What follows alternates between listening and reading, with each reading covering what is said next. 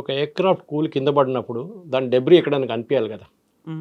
మన దగ్గర ప్రతి మనిషి దగ్గర మొబైల్ ఫోన్ ఉంది ఇండియాలో. ఎక్కడ పడినా కానీ వాడు వెళ్ళి ఫస్ట్ షాట్లు తీసుకుంటారు. మీరు చూసుంటారు క్రాష్ అయినప్పుడు ఏదైనా మనం పెద్ద ఎయిర్క్రాఫ్ట్ కాకుండా చిన్న ఎయిర్క్రాఫ్ట్ కూడా మన హకీంపేట వైపు నుంచో ఎక్కడైనా క్రాష్ అయితే కూడా ఇప్పుడు జరగలేదులే రీసెంట్లీ మంచిది ముందు జరుగుతుంటే వెళ్ళి అందరు వీడియో తీసుకుంటారు. పంజాబ్ వైపు కానీ రాజస్థాన్ వైపు కానీ అది అక్కడే పడాలి కదా పడిచ్చి ఎందుకు ఫోటోలు కనిపించట్లేదు. సో ఆబ్వియస్లీ ఎయిర్క్రాఫ్ట్ కూలిపోయింది అంటున్న దాని కాదు, ఎయిర్క్రాఫ్ట్లో జరిగిన లోపాల వల్లే జరిగిందని చెప్పి డస్సా నిన్న ఒక స్టేట్మెంట్ ఇష్యూ చేశారు, వాళ్ళ అఫీషియల్ స్టేట్మెంట్. వాళ్ళకి ప్రతి ఎయిర్క్రాఫ్ట్ కీ వాళ్ళ దగ్గర ఉంది, ఫిజికల్ కీ కాదు, ఒక డిజిటల్ కీ ఉంది వాళ్ళ దగ్గర. ఎందుకంటే ఏదైనా లోపం వస్తే రిమోట్లీ కూడా వాళ్ళు సాఫ్ట్వేర్ అప్డేషన్ కానీ మిగతా అన్ని వాళ్ళు అక్కడి నుంచి చేస్తుంటారు, ఫ్రాన్స్ నుంచి. ఇప్పుడు మనం చూసాం మొన్న F-35 తీసుకొచ్చారు, ల్యాండ్ చేయించారు ట్రివాండ్రంలో, ఫ్యూయల్ అని చెప్పారు, దాని తర్వాత హైడ్రాలిక్ ఇష్యూ అని చెప్పారు. లాస్ట్ ఇప్పుడు 25 రోజుల తర్వాత 22 రోజుల తర్వాత దాన్ని ఇప్పుడు హ్యాంగర్లో తీసుకెళ్ళి రిపేర్ చేయడానికి బ్రిటిష్ టెక్నీషియన్స్ అందరు వచ్చారు. ఇట్లాంటి సాఫిస్టికేటెడ్ ఎయిర్క్రాఫ్ట్, అది సుఖాయ్ ఉండొచ్చు, పాత జాగ్వార్ ఉండొచ్చు, ఇప్పుడు కూడా మన దగ్గర జాగ్వార్ ఉంది, అది పాత డసా వాళ్ళు తయారు చేసింది అది కూడా. అండ్ దెన్ ఇప్పుడు కొత్త ఉన్న వెర్షన్ రఫాల్ ఉంది మన దగ్గర. ఎయిర్క్రాఫ్ట్లో ఎప్పుడు ఏం జరుగుతుందంటే ఇప్పుడు జరిగిన దాంట్లో కూడా చాలా క్లియర్గా ఏం చెప్తాం, ఒక ఎయిర్క్రాఫ్ట్కి ఏదో డ్యామేజ్ జరిగింది, వాళ్ళు యూజ్ చేసిన వర్డ్ ఫ్యాక్టరీసైడ్. ఫ్యాక్టరీసైడ్ అంటే ఫ్యామిలీ కూడా ఒకరొకరిని చంపినప్పుడు ఫ్యాక్టరీసైడ్ అంటారు, నాన్నగారు అబ్బాయి ఆ నాన్నగారిని చంపినప్పుడు ఫ్యాక్టరీసైడ్ అంటారు దాన్ని. At the same time army పార్లెన్స్లో ఫ్రెండ్లీ ఫైర్ అంటారు దాన్ని. అంటే మనం గుర్తుంటుంది మీకు కార్గిల్ వార్ టైంలో కూడా దానికన్నా తర్వాత కూడా మనకు 2-3 ఇన్స్టెన్సెస్లో అభినందన్తో జరిగిన ఒక ఎన్కౌంటర్, ఆ టైంలో ఒక మనకు హెలికాప్టర్ ఒకటి క్రాష్ అయింది మనది, 5-6 మంది చనిపోయారు, పెద్ద హెలికాప్టర్, రష్యన్ హెలికాప్టర్. దాంట్లో ఫ్రెండ్లీ ఫైర్, అది మన తరఫు నుంచి కొట్టిన మిసైల్ వెళ్ళి కొట్టింది అనమాట దాన్ని. ఆ పైలట్ ఏమో, పైలట్స్ ఇద్దరు ఉంటారు కదా దాంట్లో, వాళ్ళు ఆ హెలికాప్టర్ని ఆ రేంజ్లో ఆ ఏరియాలో తీసుకురాకూడదు, ఎందుకు తీసుకొచ్చారు, ఆ మిసైల్ వచ్చి మన దాని మీద కొట్టింది. ఎందుకంటే మిసైల్స్ అనేది హీట్ సీకింగ్ మిసైల్స్ ఉంటుంది, ఒకసారి ఫైర్ చేసినప్పుడు మిసైల్స్ ఏదైనా హీట్ సీకింగ్ ఇంజిన్ ఏదైనా ఉంటే దాని వెంట పడుతుంది అనమాట. సో ఆబ్వియస్లీ జరిగింది. అప్పుడు ఈసారి ఏం జరిగిందో మనకు తెలియదు. సో డస్సా ఏమంటున్నారు, 17,000 ఫీట్లో ఏదో ఒక ఇష్యూ జరిగింది, వీఆర్ ఇన్వెస్టిగేటింగ్ అంటున్నారు. రఫాల్ కూడా ఒక డసాల్ట్ అంటే ఈ కంపెనీ తయారు చేసే కంపెనీ పేరు డసా ఏవియేషన్. వాళ్ళు అంటున్నారు మేము ఇన్వెస్టిగేట్ చేస్తున్నాం, ఏదో జరిగింది, we don't know what happened, crash ఏం జరగలేదు అని చెప్తున్నారు. చైనీస్ ఎంబసీస్ వరల్డ్ వైడ్, ఇది మన స్టేట్మెంట్ కాదు, this is the French company statement, వీళ్ళు కావాలని చెప్పి మా మీద ఒక క్యాంపెయిన్ నడిపిస్తున్నారు చైనా. ఎందుకంటే చైనా ఇదే ఎయిర్క్రాఫ్ట్ చాలా కంట్రీస్కి అమ్మడానికి ట్రై చేస్తున్నారు. ఆల్రెడీ పాకిస్తాన్ వాళ్ళకి దొరికారు, ఎందుకంటే వాళ్ళ దగ్గర డబ్బులు లేవు, ఎవరు వాళ్ళకి ఎయిర్క్రాఫ్ట్ ఇవ్వరు, రష్యన్స్ ఇవ్వరు, కానీ యూఎస్ వాళ్ళు కూడా ఇవ్వరు వాళ్ళకి. ముందు F-16 ఎందుకు ఇచ్చారంటే ఆఫ్ఘనిస్తాన్లో ఫైట్ చేయడానికి ఇచ్చారు. దాంట్లో స్పెసిఫిక్ కండిషన్ కూడా ఏం పెట్టారంటే to fight terrorist in Afghanistan అని చెప్పి ఎయిర్క్రాఫ్ట్ ఇచ్చారు, ఇంకా దేనికి వాడకూడదు అని చెప్పి. అప్పుడు కూడా మన వ్యతిరేకంగా వాడుకుంటున్నారు వాళ్ళు, కానీ వాళ్ళు చూపించేదని మేము చైనీస్ ఎయిర్క్రాఫ్ట్ వాడుకుంటున్నామని చూపిస్తున్నారు. ఈ కేసులో కూడా మనకి ఒక యుద్ధం జరిగితే లాస్ ఉంటుంది, let us be very practical about it.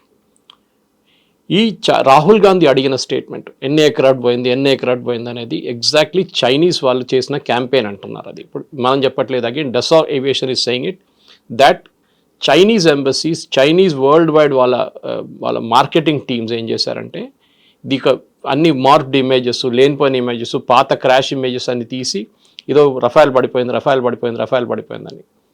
వీళ్ళేమంటున్నారు, పడిపోయింది అంటున్నారు కదా, చూపియండి మాకు ఒక వీడియో చూపియండి, ఇండియా వైపు నుంచి తీసిన ఒక వీడియో మాకు చూపియండి. పాకిస్తాన్ వైపు పడుతుంది అనుకోండి, పాకిస్తాన్ వైపు మీరు చూపించచ్చు కదా, మీకు ఏం లేదు, అక్కడ కూడా మీరు మాఫ్డ్ ఇమేజెస్ చూపిస్తున్నారు. ఫస్ట్ ఆఫ్ ఆల్ మన ఎయిర్క్రాఫ్ట్ బార్డర్ క్రాస్ చేయలేదు, ఇటువైపునే ఉండేది, ఏదో టెక్నికల్ ఇష్యూ జరిగింది, 17,000 ఫీట్ అని చెప్తున్నారు వాళ్ళు చాలా క్లియర్గా. ఎందుకంటే ఫైటర్ ఎయిర్క్రాఫ్ట్ దానికన్నా పైన కూడా వెళ్తుంది చాలా మటుకు హైట్లో, కానీ ఏదో జరిగింది. వెరీ స్ట్రేంజ్లీ దాంట్లో నిన్న జరిగిన ప్రెస్ నోట్లో ఒక వర్డ్ యూజ్ చేశారు, ట్రైనింగ్ ఫ్లైట్ అంటున్నారు. So I was wondering, war జరిగే టైంలో ట్రైనింగ్ ఫ్లైట్ ఏంటనేది. సో అది కూడా ఒక క్లారిఫికేషన్ రావాల్సి వస్తుంది అనమాట.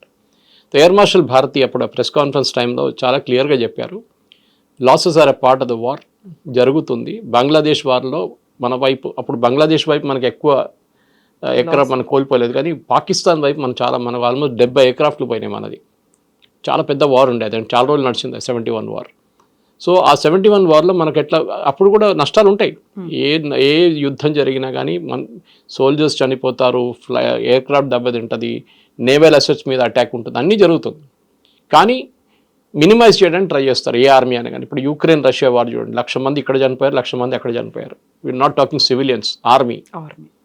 ఆలోచించండి, ఆర్మీ అంటే ఆర్మ్ ఫోర్సెస్ అని చెప్పొచ్చు వాళ్ళది. మెయిన్లీ వాళ్ళ ఆర్మీయే, ఎందుకంటే నేవల్ అసెట్స్ ఎక్కువ ఏరియాలు లేవు అనమాట. ఈ ప్రాబ్లం మన దగ్గర ఎక్కడ జరిగిందంటే రాహుల్ గాంధీ కానీ మిగతా వాళ్ళు అడిగేదే స్టేట్మెంట్ చైనా అడుగుతున్నారు. సో రఫేల్ ఏమంటున్నారంటే, డసా ఏమంటున్నారు, కావాలని చెప్పి చైనా వాళ్ళు వాళ్ళ ఏజెంట్ని కూడా ఎంప్లాయ్ చేసుకున్నారు దీంట్లో. రఫేల్ రఫేల్ రఫేల్ రఫేల్ అని అడుగుతున్నారు. ఎందుకంటే రఫేల్ ఈ ఎయిర్క్రాఫ్ట్ని చాలా నేషన్స్కి అమ్మారు ఆల్రెడీ. ఈజిప్ట్, ఖతార్ వీళ్ళందరూ కొనుక్కున్నారు. ఇంకా కొత్త కొత్త నేషన్స్కి అమ్ముతున్నారు. సో ఎక్కడైనా డౌట్ వచ్చింది అనుకోండి, ఇప్పుడు చైనీస్ ఎయిర్ డిఫెన్స్ సిస్టమ్ ఇచ్చారు, అజర్బైజాన్కి ఇచ్చారు, పాకిస్తాన్కి ఇచ్చారు, పని చేయలేదు. దాన్ని చూసాం కదా, మనం ఈజీగా కొట్టేసాం మొత్తం వాళ్ళ ఎయిర్ డిఫెన్స్ సిస్టమ్. ఇప్పుడు నెక్స్ట్ ఒక కంట్రీకి ఎలాంటి వాళ్ళు తీసుకోరు. అదే టైంలో మన బ్రహ్మోస్ ఇంత ఎఫెక్టివ్గా మనం యూజ్ చేసినప్పుడు ఏమైందంటే, ఆల్రెడీ ఫిలిపీన్స్ మన దగ్గర నుంచి 2 బ్రహ్మోస్ కొనుక్కున్నారు, 2 బ్యాటరీస్లో చాలా మటుకు మిసైల్స్ ఉంటుంది ఎక్స్ట్రా. 2 బ్యాటరీస్ ఇప్పుడు ఇంకా 2 అంటున్నారు.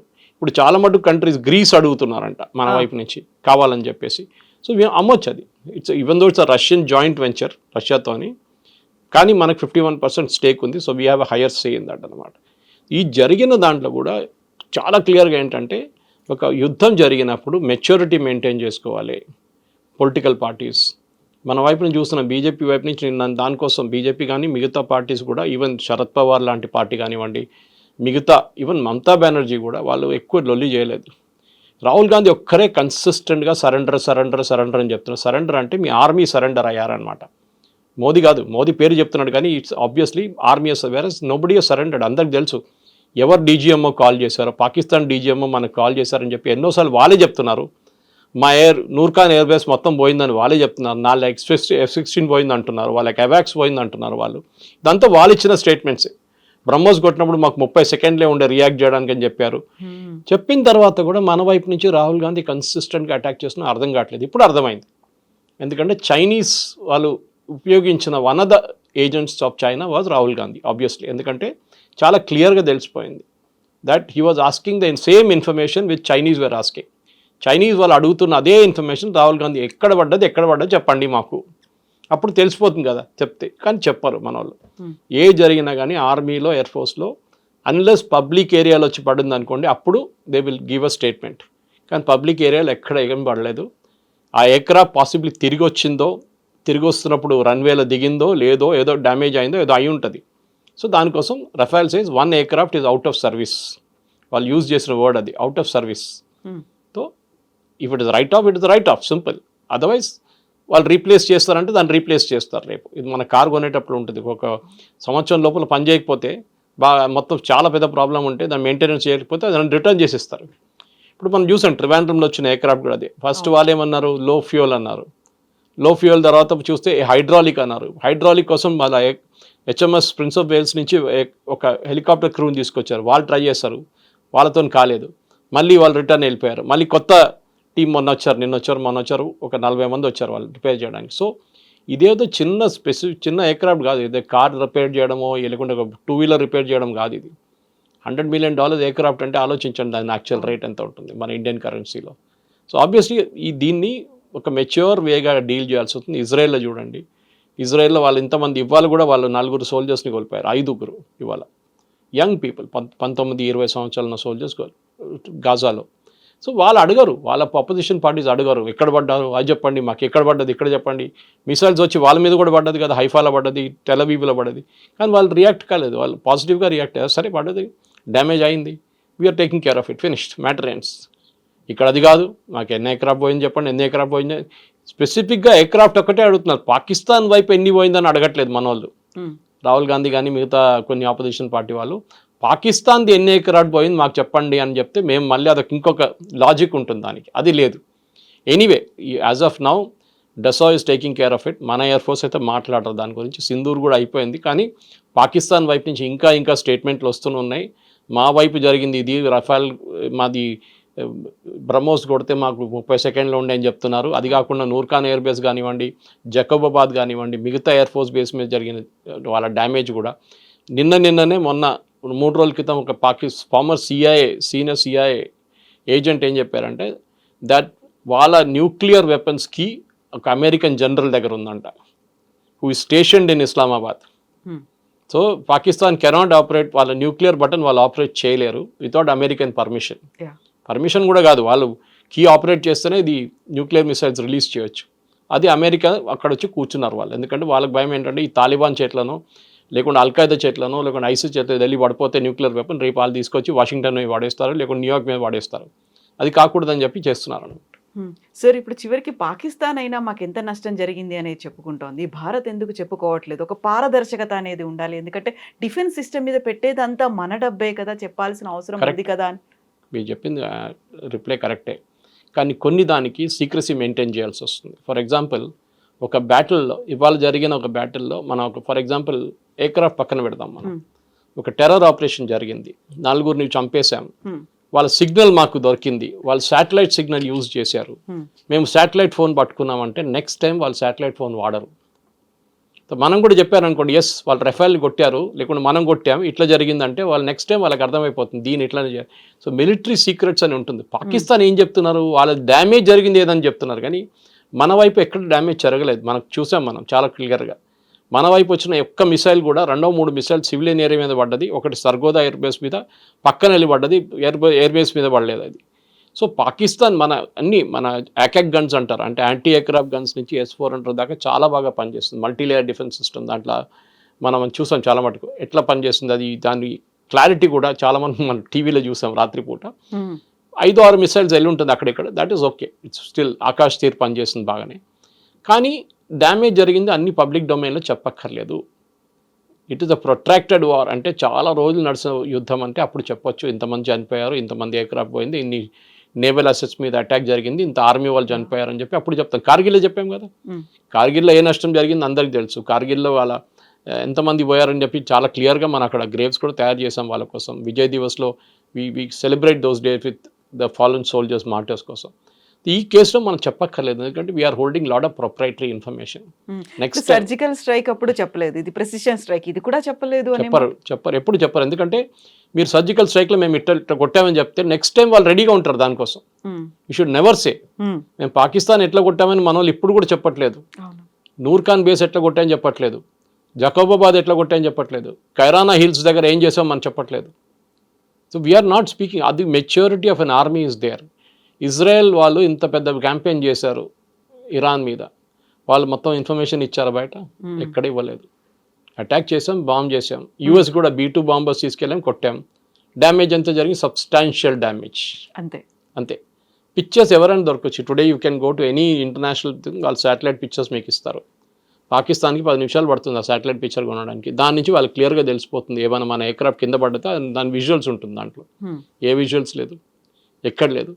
సో మనం సీక్రసీ మెయింటైన్ చేయాలి, చాలా ఇంపార్టెంట్. అన్ని పబ్లిక్ డొమైన్లో చెప్పక్కర్లేదు. ఓకే, మనుషులు చనిపోతే క్లియర్గా తెలిసిపోతుంది, ఎందుకంటే మనం వీ హోల్డ్ ఒఫిషియల్ ఫ్యూనరల్స్. నిన్ననే పాకిస్తాన్ ఒక కార్గిల్లో చనిపోయిన ఒక సోల్జర్ని మేము బాడీ తీసుకోమని చెప్పిన వాళ్ళకి నిన్న వాళ్ళు విక్టరీ పరేడ్లో వాళ్ళు ఒక మెడల్ ఇచ్చారంట ఆయనకి, చనిపోయిన ఆయనకి. First the refuse to accept his body from India. మన వైపు నుంచి మనమే దాన్ని బరీ చేసాం అన్నమాట బాడీని. అట్లాంటి మనుషులు వాళ్ళు, మన అట్లా కాదు. మన ఫాలన్ సోల్జర్స్ని మనం ఎప్పుడు రెస్పెక్ట్ ఇస్తాం, వాళ్ళ ఫ్యామిలీకి బాడీ అక్కడ పంపిస్తాం, అన్నీ జరుగుతుంది. ఈసారి కూడా చూసాం మనం జరిగిందంతా. పహల్గామ్లో జరిగింది కానివ్వండి, మిగతా అన్ని ప్లేసెస్లో కూడా we take care of our soldiers very well. అది ఉంది. అసెట్స్ ఎక్కడైనా పోయిందంటే చాలా క్లియర్గా ఎయిర్ మార్షల్ భారతి వర్డ్ కూడా యూజ్ చేశారు, all our pilots are safe. ఎప్పుడైనా ఎయిర్క్రాఫ్ట్ ఫ్లయింగ్ టైంలో ఏదైనా ప్రాబ్లం వచ్చినప్పుడు సార్ట్అవుట్ చేయకపోతే, దాన్ని సార్ట్అవుట్ చేయలేము అని, ఎందుకంటే పైలట్ దగ్గర మైక్రో సెకండ్స్ ఉంటుంది, 5-10 సెకండ్లో డిసైడ్ చేయాల్సి వస్తుంది ఏం చేయాలని. ఇంజిన్ పని చేయట్లేదు, ఇంజిన్ ఫ్లేమ్ అవుట్ అయిపోయింది, లేకుంటే ఏవియానిక్స్ పోయింది, ఇంకా ఎయిర్క్రాఫ్ట్ని కంట్రోల్ చేయలేము. వాళ్ళు లాస్ట్ మినిట్ దాకా ల్యాండింగ్ ట్రై చేస్తారు మళ్ళీ తీసుకొచ్చి ల్యాండ్ చేయడానికి. కానీ అది కూడా కాకపోతే ఏం చేస్తారంటే the instruction to all the pilots is eject. వాళ్ళ దగ్గర ఒక బటన్ ఉంటుంది, ప్రెస్ చేస్తే పైకి ఎయిర్క్రాఫ్ట్ నుంచి బయటికి వెళ్ళిపోతారు, పారాషూట్ ఓపెన్ అయితే ల్యాండ్ అయిపోతారు, ఎయిర్క్రాఫ్ట్ పోతుంది, ఎక్కడో వెళ్ళి పడిపోతుంది. అది ఎందుకు చేస్తున్నారంటే ఒక ఎయిర్ ఫోర్స్ పైలట్ని ట్రైన్ చేయడానికి మీరు 2.5-3 కోట్లు ఖర్చు పెడతారు. Your life is more valuable than the aircraft రేపు కొనొచ్చు. ఇంకొక పైలట్ని ట్రైన్ చేసి తీసుకురావాలంటే చాలా కష్టపడాలి. మన దగ్గర ట్రైన్ చేస్తారు హకీంపేటలో. ఫస్ట్ అక్కడ ఫిక్స్ వింగ్ ఉంది, దిండిగల్లో ఫిక్స్ వింగ్ ఉంది, హకీంపేటలో హెలికాప్టర్ డివిజన్ ఉంది మన దగ్గర. సో ట్రైనింగ్ కోసం చాలా ఖర్చు పెట్టిన డబ్బులు వాళ్ళ ఎక్స్పీరియన్స్ అయినప్పుడు they have to save that life అన్నమాట. దానికోసం చూడండి లాస్ట్ మినిట్ దాకా వాళ్ళు ట్రై చేస్తారు, కాకపోతే ఎజెక్ట్ చేసేస్తారు వాళ్ళు. సో ఇది కూడా అంతే case, that in a war also, war సిచ్యువేషన్లో కూడా ఎయిర్క్రాఫ్ట్ని సేవ్ చేయడానికి ట్రై చేస్తారు, ఎందుకంటే చీప్ కాదు. 50 మిలియన్ $60 మిలియన్ ఒక్కొక్క ఎయిర్క్రాఫ్ట్. F-35 అయితే $100 మిలియన్, మన ఇంకా కొనలేదు అది. So that is where it is. So ఒక వార్ సిచ్యువేషన్లో చెప్పిన దానికి అసలు డెసా వాళ్ళు టేక్ చేసుకున్నారు, చాలా క్లారిఫికేషన్ ఇచ్చారు. మన వైపు నుంచి కూడా అక్కడిక్కడ కాకుండా మనం స్టేట్మెంట్లు ఇచ్చాం. మన CDS అనిల్ చౌహాన్ గారు కానీ, మన ఎయిర్ ఫోర్స్ చీఫ్ కానీ మన ఒక అటాచ్ కూడా ఒక ప్రెస్ కాన్ఫరెన్స్ చేశారు, ప్రెజెంటేషన్ చేశారు. సో కానీ దాన్ని కూడా మన మీడియా ట్విస్ట్ చేస్తారన్నమాట. ఏదైనా చెప్తే మోదీ గారు ఎందుకు చెప్పలేదు, మోదీ గారు ఎందుకు మాట్లాడలేదు అని మోదీ గారు చెప్పక్కర్లేదండి. ఒక డిఫెన్స్ మినిస్టర్ ఉన్నారు, డిఫెన్స్ సర్వీసెస్ ఉన్నారు, వాళ్ళు మాట్లాడతారు ప్రొఫెషనల్గా, వాళ్ళకి తెలుసు ఇట్లా మాట్లాడాలని. సరే, ఇప్పుడు మనం డిఫెన్స్ సిస్టమ్ గురించి మాట్లాడుకున్నప్పుడు ఆబ్వియస్గా టెర్రరిజం గురించి కూడా మాట్లాడుకోవాలి. టెర్రరిస్టులు అనగానే పాకిస్తాన్ బేస్డ్గానే వాళ్ళు ఆపరేట్ చేస్తున్నారు అనుకున్నప్పుడు యుఎస్ మనకు అప్పగించినటువంటి రానా చెప్పినటువంటి మాట, ఒక ట్రస్టెడ్ పర్సన్ని నేను పాకిస్తాన్ ఆర్మీకి అన్నాడు. ముంబై టెర్రర్ అటాక్స్ కావచ్చు, గతంలో జరిగినటువంటి అన్ని ఇన్సిడెంట్లో ఆయన ప్రధానమైనటువంటి భాగస్వామియే కాదు, ఆయనే చాలా క్లియర్గా ఎక్కడెక్కడ ఎవరిని డిప్లాయ్ చేయాలి అనేది కూడా చెప్పారనేది. ఎందుకని అంత ఒక ట్రస్టెడ్ పర్సన్ని అనే ఒక మాట, పాకిస్తాన్ ఆర్మీ నన్ను చాలా నమ్మింది అని ఆయనైతే ఒక స్టేట్మెంట్ ఇచ్చాడు. అక్కడే బోల్డ్ అని క్వశ్చన్స్ కూడా ఉన్నట్టున్నాయి కదా సార్. ఆయన ముంబైలో అదే దాడులు జరిగిన టైంలో ఉన్నాడా లేడా, ఎందుకని యూఎస్కి వెళ్ళిపోయాడు, దుబాయ్కి వెళ్ళాడు, ఇలాంటివన్నీ సార్. దుబాయ్కి వెళ్ళాడని చెప్పి ఎయిర్పోర్ట్లో ఒక ఎగ్జిట్ చూపిస్తుంది ఆ టైంలో, అప్పుడు ఇన్వెస్టిగేషన్ చూపిస్తుంది. కానీ దాని తర్వాత ఆయన ఇప్పుడు ఏమంటున్నా అంటే నేను రిటర్న్ వచ్చానని చెప్తాను. మనం అందరూ అనుకున్నాం అంటే పాకిస్తాన్లో వాళ్ళ హ్యాండ్లోస్తో నువ్వు కూర్చున్నాడు అనుకున్నాం మనం. డేవిడ్ కోల్మన్ హెడ్లీ కానివ్వండి, తహవూర్ రానా కానివ్వండి, ఐడెంటిఫికేషన్లో స్పాట్స్లో ముంబైలో ఆల్మోస్ట్ 20 స్థానాలు వాళ్ళు ఫస్ట్ రెక్కీ చేసుకున్నారు. Chhatrapati Shivaji terminus, Leopold cafe Taj పక్కన ఉంటుంది, తాజ్ పక్కన ట్రైడెంట్, హబాద్ హౌస్ అంటే వీళ్ళ ఇజ్రాయేలీ వాళ్ళది ఒక గెస్ట్ హౌస్ లాగా, ప్లస్ ప్రేయర్ అక్కడ చేస్తారు వాళ్ళు. అది కాకుండా మిగతా ప్లేస్లో కూడా వాళ్ళు అనలైజ్ చేసుకున్నారు ఇక్కడెక్కడ అటాక్ చేయాలని. కానీ లాస్ట్లో they నారోడ్ down to these places. Comma హాస్పిటల్కి తర్వాత వెళ్ళారు, ఇట్ వాజ్ అన్ఫార్చునేట్ థింగ్. అది ఎందుకు వెళ్ళారో ఎవరు తెలియట్లేదు క్లియర్గా. కానీ ఈ అటాక్ జరిగిన దానికి తహవూర్ హుస్సేన్ రానాకి మొత్తం అన్ని ప్లేసెస్ చాలా క్లియర్గా తెలుసు. ఎందుకంటే నేను దీనికన్నా ముందు కూడా బహుశా మీ ఛానల్ మాట్లాడాను, ఇంకో ఛానల్ మాట్లాడినాను. ఆర్విఎస్ మణి గారి ఒక పుస్తకం గురించి చెప్పాను నేను, the myth of saffron terror అని చెప్పి.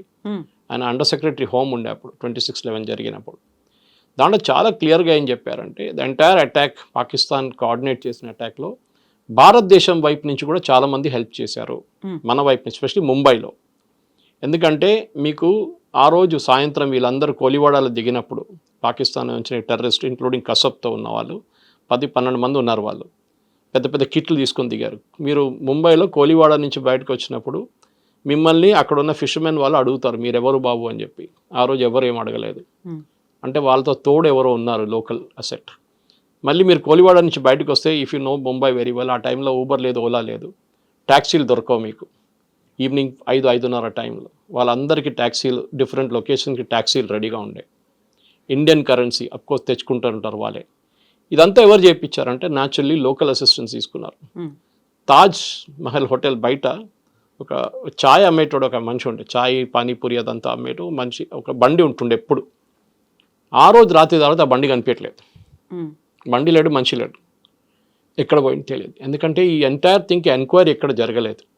You will be surprised that ఇంత పెద్ద ఘటన జరిగిన తర్వాత కూడా భారతదేశం తరఫు రైట్ నుంచి ఒక ఎంక్వైరీ జరగలేదు. వీళ్ళేమో రాహుల్ గాంధీ అంటున్నారు పెహల్గామ్ ఎంక్వైరీ కావాలని చెప్పి. Intelligence failure. దీనికన్నా పెద్ద ఇంటెలిజెన్స్ ఫెయిలియర్ ఏముందండి? ఆ బోట్ పాకిస్తాన్ నుంచి దిగినప్పుడు మన కోస్ట్ గార్డ్ ట్రాక్ చేసుకున్నారు ఆ బోట్, మీకు తెలుసు బహుశా స్టోరీ అది. అండ్ వాళ్ళు ఇండియన్ కోస్ట్కి దాగానే ఇంకొక బోట్ని తీసుకొని దాని నుంచి వాళ్ళు ఇండియాకి వచ్చారు. ఇదంతా మన వాళ్ళు కోస్ట్ గార్డ్ అబ్జర్వ్ చేశారు. అప్పుడు చిదంబరం గారు పార్లమెంట్లో ఇచ్చిన రిప్లై ఉంది అది, yes we were tracking that boat అని చెప్పి. నేను చెప్పట్లేదు, చిదంబరం గారు చెప్పారు పార్లమెంట్లో, డిసెంబర్లో చెప్పారు అది. కానీ ద లాంగ్ స్టోరీ షార్ట్ ఏంటంటే బేసిక్లీ తహవూర్ హుస్సేన్ రానా ఈ చెప్పిన మాటకి పాకిస్తాన్ ఇప్పుడు కూడా నిరాకరిస్తారు. వాళ్ళు చెప్పారు మాకేం కనెక్షన్ లేదని చెప్తారు, వాళ్ళు డెఫినెట్గా చెప్తారు. ఏ దొంగ చెప్తారండి నేను దొంగతనం చేశారని చెప్పాడు. ఇప్పుడు పోలీసు వాళ్ళకి అది కొడితే అప్పుడు ఆడు చెప్తాడు నేను దొంగతనం చేశానని చెప్పి. ఇది అదే సంగతి అనమాట. ఇప్పుడు ఈ కన్ఫెషన్ ఇచ్చేశారు, అయిపోయింది. దీని తర్వాత ఏంటి నెక్స్ట్? పాకిస్తాన్ని can we hold them accountable ఇన్ని సంవత్సరాల తర్వాత? చేయాలంటే అప్పుడే చేయాలండే. We should have gone to international court of justice, లేకుంటే మన వైపు నుంచి కూడా ఒక ట్రయల్ కండక్ట్ చేసి పాకిస్తాన్లో ఉన్న ఈ హ్యాండ్లర్స్ కోర్స్ మన అందరికీ తెలుసు, లష్కర్ తోయిబా కానివ్వండి, జైషే మహమ్మద్ కానివ్వండి, వీళ్ళు చేపించిన వాళ్ళ మీద చర్యలు చేపియాలండే. అప్పుడు చేయలేదు, అప్పుడున్న కాంగ్రెస్ గవర్నమెంట్ చేయలేదు. తావూర్ హుసేన్ రానాని కూడా యుఎస్ పట్టుకున్నారు, మనం పట్టుకోలేదు. యుఎస్ పట్టుకున్న తర్వాత అది కూడా ఒక వీసా వైలేషన్ మీద పట్టుకున్నారు. ఓకే, ఆ టైంలోనే వీళ్ళకి డౌట్ వచ్చింది, ఎందుకంటే యుఎస్లో కస్టమ్స్ వాళ్ళు కూడా అబ్జర్వ్ చేస్తున్నారు ఇమిగ్రేషన్, వీళ్ళు ఫ్రీక్వెంట్లీ పాకిస్తాన్కి వెళ్తున్నారు వస్తున్నారు, ఎందుకు అని చెప్పి డౌట్ వచ్చి అప్పుడు అరెస్ట్ చేసిన మంచి అప్పుడు జరిగిందనమాట అరెస్ట్. దాని తర్వాత ఆయన బెయిల్ రిలీజ్ చేశారు, మళ్ళీ అరెస్ట్ చేశారు ఇంకొక కేసులో. దాని తర్వాత అక్కడి నుంచి మన ఎక్స్ట్రడిషన్ ప్రొసీడింగ్స్ పెట్టాం. మోదీ గవర్నమెంట్ వచ్చిన తర్వాత మనం మన ఇంటర్పోల్ అరెస్ట్ వారెంట్ పెట్టాం. దాన్ని బట్టి చాలా పెద్ద లీగల్ బ్యాటిల్ తర్వాత దొరికారు. మన అందరికీ స్టోరీ తెలుసు అనమాట. కానీ రానా చెప్పిన అదే స్టోరీని కొరాబరేట్ చేయాలంటే చాలా క్లియర్గా పాకిస్తాన్లో ఉన్న ఐఎస్ఐ ఏజెంట్లు, అంటే ఐఎస్ఐ అంటే పాకిస్తాన్ ఆర్మీని, అది లష్కర్ తోయిబా, జైషే మహమ్మద్ అంతా ఫ్రంట్ ఎండ్ వీళ్ళు. ఇన్ఫ్యాక్ట్ మీరు ఈ ఆపరేషన్ సింధూర్ జరిగినప్పుడు కూడా మీరు చూసుంటారు, ఒక ఫ్యూనరల్ జరిగింది, స్టేట్ ఫ్యూనరల్. 3 టెర్రరిస్ట్కి పాకిస్తాన్ ఫ్లాగ్ డ్రేప్ చేశారు. పాకిస్తాన్ ఆర్మీ సీనియర్ ఆఫీసర్స్ వచ్చి సెల్యూట్ కొట్టారు. పాకిస్తాన్ సోల్జర్స్ ఆ బాడీని క్యారీ చేశారు. మీరు టెర్రరిస్ట్ ఉన్నప్పుడు మీరు ఎందుకు చేస్తున్నారండి పాకిస్తాన్ ఆర్మీ? పాకిస్తాన్ ఏం చేశారంటే ఐఎస్ఐ వాళ్ళు డెప్యుటేషన్ వెళ్తారు టెర్రరిస్ట్ గ్రూప్స్కి. సో మీ మేజర్ కానివ్వండి, కర్నల్ లెవెల్ కానివ్వండి, ఈవెన్ సోల్జర్ జవాన్ లెవెల్లో వాళ్ళని డెప్యూట్ చేస్తారు టు ట్రైన్ దెమ్. వాళ్ళు ఈ స్ట్రైక్లో చనిపోయారు. ఆ మస్జిద్ లోపల వాళ్ళు కూడా ఉన్నారు ఆ రోజు మనం కొట్టినప్పుడు. సో న్యాచురల్లీ వాళ్ళ సోల్జర్స్ చనిపోయినప్పుడు వాళ్ళు టెర్రరిస్ట్ అని చెప్పి పక్కన పడేయలేరు కదా. They have to show that respect. So they did it. It's mean open admission అనమాట. మీరు అడిగిన ప్రశ్నకి ఐఎస్ఐ కనెక్షన్ ఉందంటే yes, here is the proof.